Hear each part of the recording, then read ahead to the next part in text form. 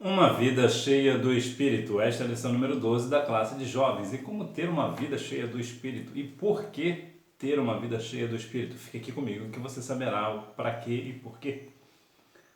Texto principal. Portanto, agora nenhuma condenação há para os que estão em Cristo Jesus, que não andam segundo a carne, mas segundo o Espírito. Aos Romanos capítulo 8, versículo 1. Resumo da lição: Deus não prometeu uma vida sem aflições para quem é cheio do Espírito, mas Ele garante sua presença e consolo em todos os momentos, além da vida eterna. Mesmo você tendo uma vida cheia do Espírito, ainda assim você terá aflições. E digo isso porque muitas vezes as pessoas dizem que só passa a aflição quem não é fiel ao Senhor. Quem diz isso é porque não lê a palavra, porque se lesse a palavra e visse pelo menos a história de Jó, compreenderia que mesmo uma pessoa que é cheia do Espírito, que leva uma vida diante do Senhor, próprio Deus testificou de Jó, né? Ezequiel 14, 14 e 20, ainda assim ele padeceu uma situação não muito boa, né? Jó teve uma grande aflição. Na verdade, Jó foi o personagem bíblico depois de Jesus que mais sofreu na Bíblia. E era um homem temente ao Senhor, era um homem piedoso, era um homem íntegro, reto diante do Senhor, como diz Jó capítulo 1, versículo 1, né? 1, 2. Então veja que sim, quem tem uma vida cheia do Espírito também padecerá algumas situações, algumas dificuldades da vida. E isso inclui você. Você mesmo tendo uma vida muito regrada em Deus, pautada no Senhor, ainda assim você terá uma vida de dificuldade. Jó capítulo 1, versículo 1 diz assim: havia um homem na terra de Uz, cujo nome era Jó. Este homem era íntegro e reto, temia a Deus e se desviava do mal. E ainda assim ele sofreu situações difíceis. Portanto, mesmo você sendo cheio do Espírito, você também padecerá por dificuldades. Introdução. Paulo reforça aos membros daquela igreja que aqueles que vivem uma vida cheia do Espírito Santo não vivem debaixo da condenação e nem segundo o legalismo. Infelizmente, a questão do legalismo, de uma forma direta, dizer legalismo de uma forma direta, num conceito direto para nós entendermos, é aquela pessoa que parece que tudo é pela lei, independente de qual é a lei, independente também da questão da tradição, né? Uma pessoa que também é muito legalista, também vai muito pela questão da tradição, aquela coisa toda. O cristão, ele não está sujeito debaixo da lei, né? Dessa legalidade, desta tradição de sistema religioso, etc. e tal. A Bíblia nos diz, como diz lá o nosso texto principal, que é aquele que não anda segundo a carne, mas segundo o Espírito. E neste conceito, né, nessa situação, o que acontece? A questão de Gálatas capítulo 5, versículo 22, que vai nos dar uma ideia ali do fruto do Espírito, e nós veremos que nessa situação, nessas circunstâncias, quem tem o fruto do Espírito, para ele não há lei. Portanto, a nós que fazemos muito esforço, que realmente necessita muito esforço, para andarmos cheios do Espírito, e cheios do Espírito também significa dizer que nós temos o fruto do Espírito. Ser cheio do Espírito Santo não é ser batizado com o Espírito Santo, pela mesma máxima de sempre, né? Alguém pode ser batizado com o Espírito Santo e não viver uma vida de santidade diante do Senhor.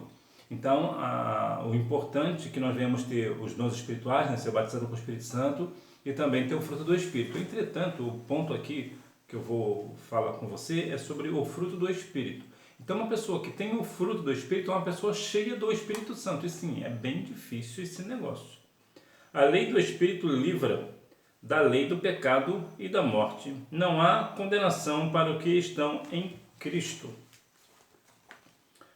As Escrituras Sagradas destacam a segurança daqueles que estão escondidos em Cristo, que foram declarados justos e tiveram suas dívidas quitadas mediante a fé no sacrifício de Jesus Cristo.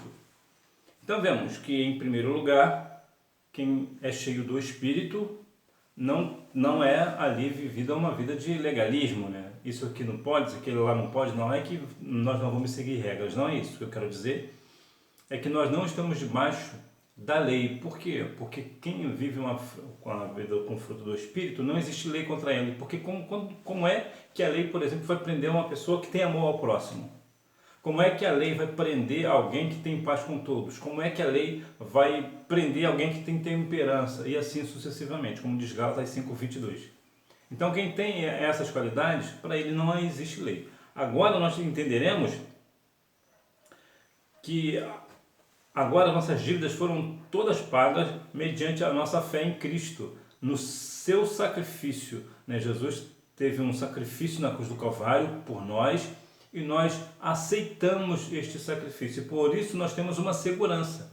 Quando vamos expulsar um demônio, nós fazemos o quê? Usamos o nome de Jesus. Quando vamos orar para que o Senhor venha curar, nós falamos em quem? Exatamente isso. Em o nome de Jesus. Quando nós pedimos tudo ao Senhor, nós pedimos em nome de Jesus. Então, temos esta segurança no nome de Cristo. Nós temos essa segurança, essa tranquilidade, né? essa fortaleza, esse refúgio no nome do Senhor, porque de fato Ele nos transmite isso, Ele nos dá esta segurança de fazermos as coisas que devemos fazer mediante a nossa fé em seu sacrifício. Então, uma vez que eu creio no Senhor, eu creio em seu sacrifício, eu faço as coisas mediante o nome dEle, pela autoridade que há no nome dEle. Ele me dá esta segurança e Ele também te dá esta segurança. Temos essa segurança nele? Os que vivem no Espírito se interessam pelas coisas do Espírito. As pessoas que vivem segundo a carne buscam atender os seus desejos e instintos.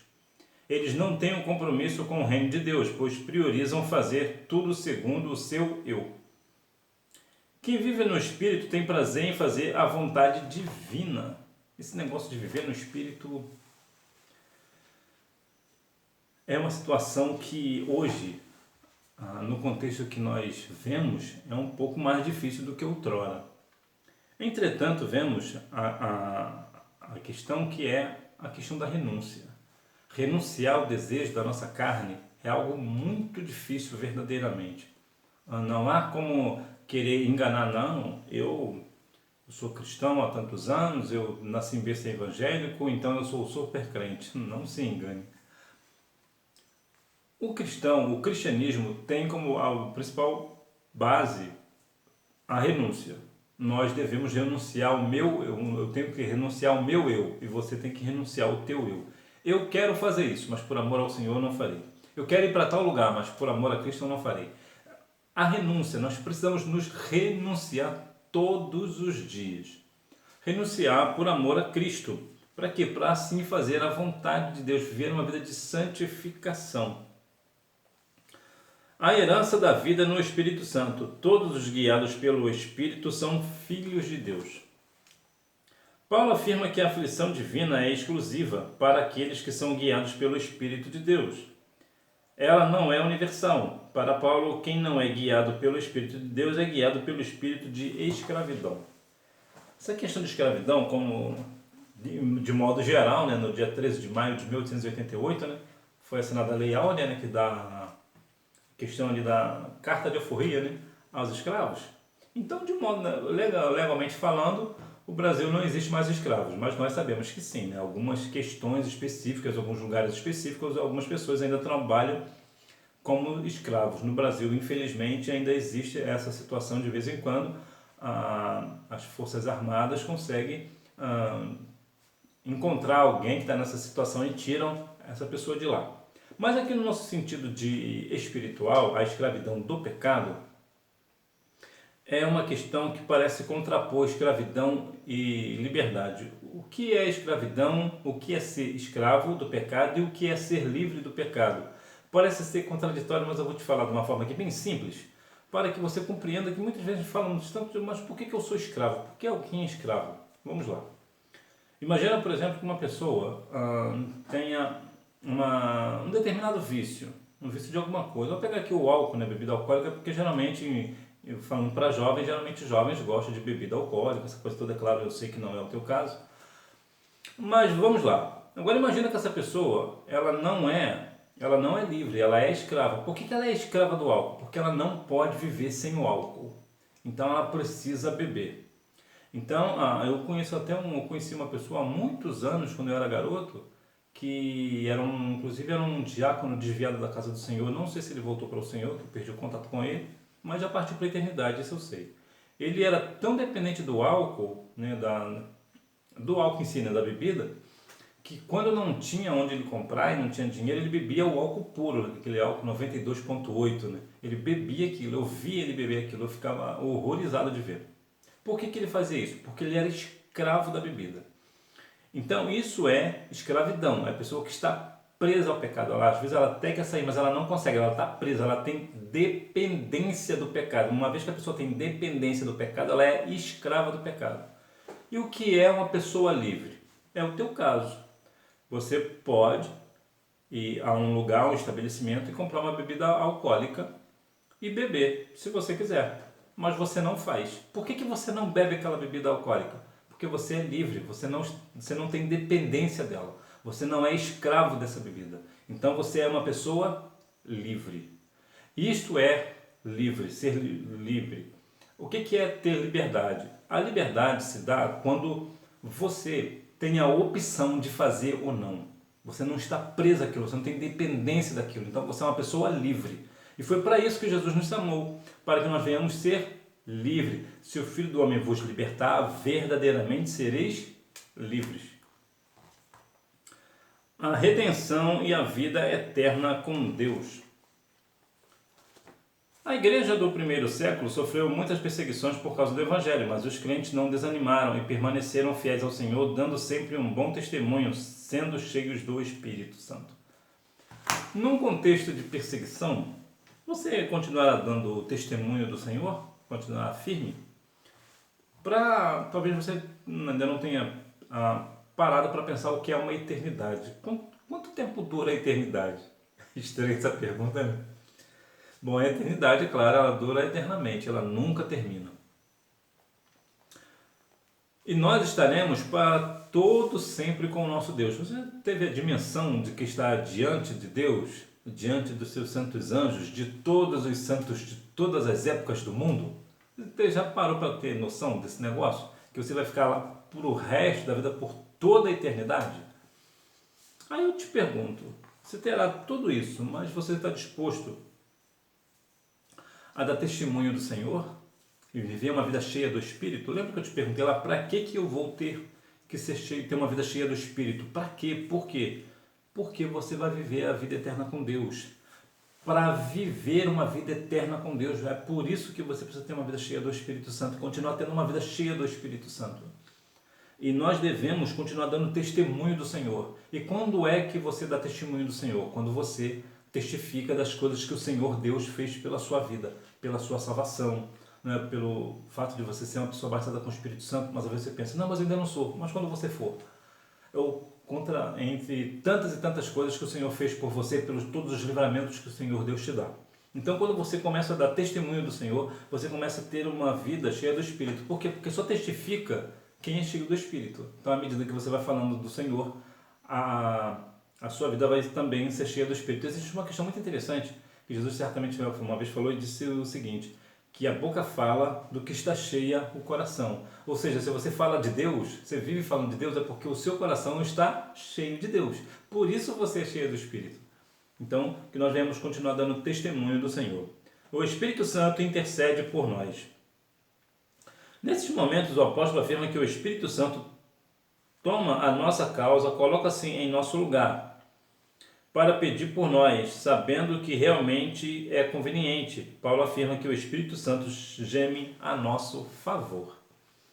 É muito interessante uma pessoa interceder por você. O que é interceder? É se colocar no seu lugar, pedir por você. Vou te dar um exemplo. Você às vezes quer fazer alguma coisa, quer ir para algum lugar e seu pai não deixou. Aí a sua mãe chega para o seu pai e conversa com seu pai, deixa o menino ir, deixa a menina ir. É um bom lugar para eles estarem, não tem nenhum problema. O que ela está fazendo? Ela está intercedendo por você, ela está te defendendo, ela está agindo por você. Isso é intercessão. E é isso que o Espírito Santo faz por nós, ele intercede por nós. Quantas vezes você estava numa situação difícil e você ia orar ao Senhor e não conseguia orar, e você só chorava. E é interessante que o Senhor sempre dava a vitória. Aí você talvez tenha se perguntado, mas eu não orei ao Senhor, eu só chorei naquele dia. Então, o seu choro, o Espírito Santo pega esse choro e intercede a Deus por você, ou seja, ele traduz o que significa aquele teu choro. Olha que coisa profunda. Ele traduz, ele diz para Deus o que aquele teu choro está dizendo. E por isso Deus age a seu favor. É claro que quando você chora, o Senhor sabe. O Senhor é sabedor de todas as coisas. Mas esse é um dos papéis do Espírito Santo. Ele intercede por nós, ele geme por nós. Ele traduz a nossa oração a Deus quando nós não sabemos nem mesmo o que fazer, o que orar. O Espírito Santo leva as nossas orações ao Pai. A lei do Espírito é libertadora. Tudo contribui para o bem daqueles que estão sob a lei do Espírito. Os cristãos romanos certamente questionavam o que estava acontecendo com eles. Para muitos, para não dizer todos, a conversão trouxe mais problemas do que soluções. Não bastante as dificuldades com a sociedade, ainda restavam os problemas internos da igreja. Como entender tal realidade? É interessante que nós muitas vezes falamos que tudo coopera para o bem daqueles que amam a Deus, quando alguma coisa acaba acontecendo a nosso favor. Esse contexto está aí um pouco equivocado. Vou te falar o contexto exato de Romanos 8, 28. Quando a Bíblia menciona lá que tudo coopera para o bem daqueles que amam a Deus, significa dizer que, às vezes, até aquilo que é ruim, Deus faz com que fique bom. Por que eu digo isso? Porque às vezes nessa situação, quando as coisas não cooperam a seu favor, você pode pensar, será que eu não estou diante do Senhor corretamente? É por isso que as coisas não estão cooperando comigo? Porque a Bíblia diz que tudo contribui para o bem daqueles que amam a Deus, então será que eu não amo a Deus? É por isso que as coisas estão equivocadas? Não, de maneira nenhuma. Vê a própria situação de Jó. Será que Jó se questionou a respeito disso? De maneira nenhuma. O que ele disse? Eu sei que o meu Redentor vive, Jó 19, 25. Então, o que nós temos que compreender? Que mesmo as coisas ruins, quando acontecem conosco, por alguma razão, existe uma questão de que Deus pode transformar aquela situação ruim em uma coisa boa. Por quê? Porque você ama ao Senhor. Tudo coopera para o bem daqueles que amam a Deus. Como você ama ao Senhor, então ele pode pegar uma situação muito complicada, muito difícil, que alguém até talvez agiu para te prejudicar e acaba te ajudando. Por quê? Porque aquilo vai cooperar para o seu bem. Então, às vezes, as questões aqui, parecia que as conversões tinham mais problemas do que soluções. Mas, na verdade, não. Na verdade, quanto mais pessoas se converterem ao Senhor, melhor. Não há condenação contra os eleitos de Deus. Se Deus nos deu o seu próprio Filho por amor para morrer em nosso lugar, o que Ele nos negaria? Que acusação esse Deus amoroso aceitaria contra os que foram justificados pela fé em Jesus Cristo? Paulo reforça que não há condenação para os que estão em Cristo Jesus, que não andam segundo a carne. Se alguém está em Cristo, pode ainda andar segundo a carne, não. Porque a carne é terrível. Nosso maior inimigo é a carne, né? É o eu. O meu maior inimigo sou eu. Assim como o seu maior inimigo é você. Não é o adversário, é você. E tratar das nossas fraquezas é muito difícil. Mas você é uma pessoa eleita de Deus. Sacerdócio real. Pedro 2,9, né? Então, muitas vezes, você pode, às vezes, até estar se questionando, se perguntando, mas e se eu pecar? E se acontecer isso? Ou se acontecer aquilo? Bom, Deus deu o seu Filho para morrer por nós. Você acha mesmo que Deus te negaria alguma coisa? Ele deu o Filho dele. Você tem noção do que é isso? Você já parou para analisar bem o contexto de que é Jesus morar no céu e de repente ele se esvaziar da sua glória, se despedir de todo o seu poder, vir para a terra, morrer numa cruz, né, numa cruz terrível, ser insultado, ser desprezado, ser rejeitado, entre tantas outras coisas, por sua causa? Você acha isso pouco?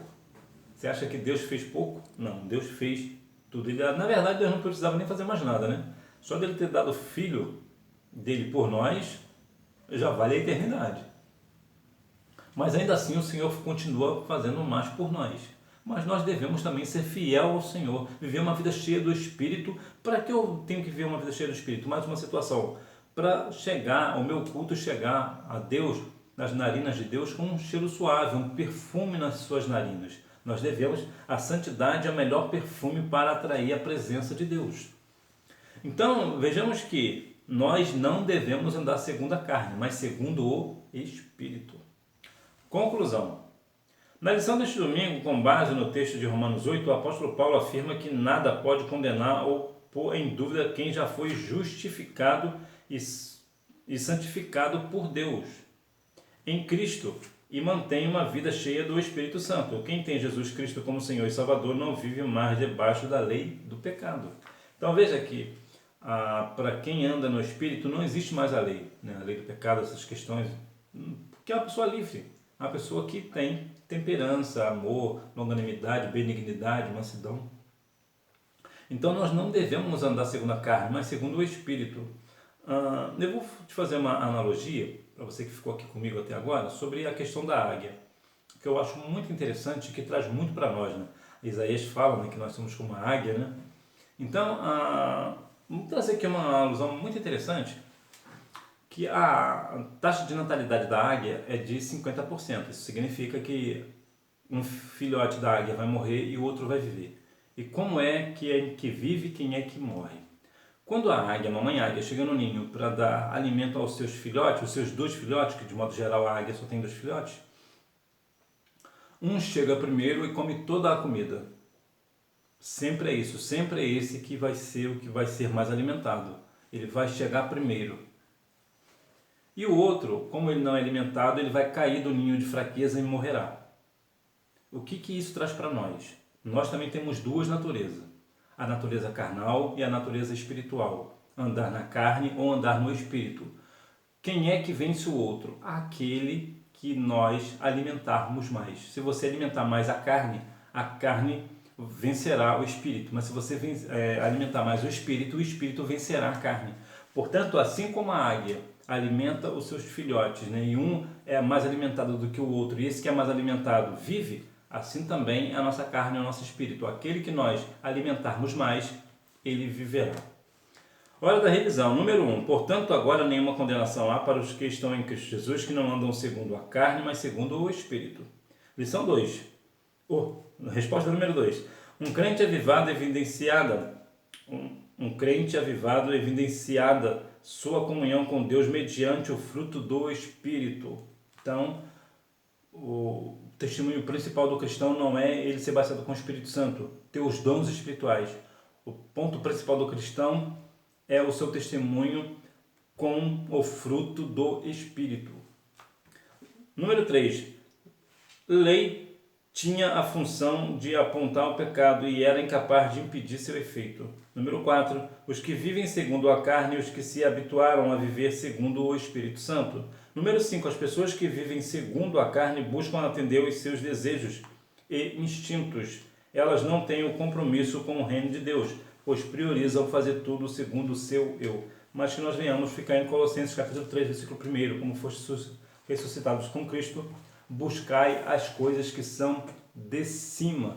Que nós venhamos assim ter uma vida cheia do Espírito Santo, para a honra e glória do nome do Senhor, para que nós venhamos morar nas mansões celestiais com Deus para toda a eternidade. Que Deus em Cristo continue abençoando a sua vida, que você tenha uma boa aula no Dia de Escola Bíblica Dominical, até porque quem faz a escola é o aluno cheio do Espírito Santo. Tchau!